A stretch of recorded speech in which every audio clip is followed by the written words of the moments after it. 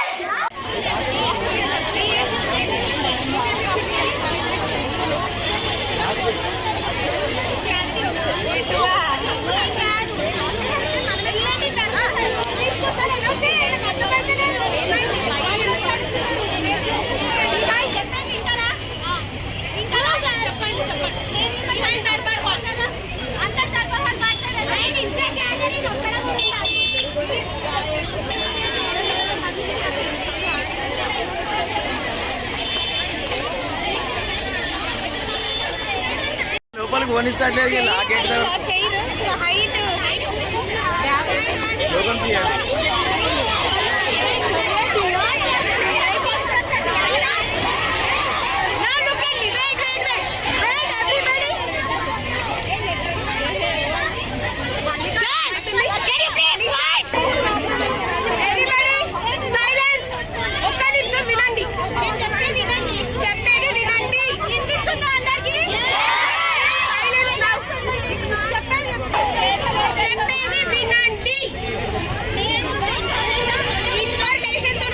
ప్రభుత్వం వెంటనే జోక్యం చేసుకొని విశ్వవిద్యాలయాన్ని యూజీసీలో చేర్చాలని డిమాండ్ చేశారు.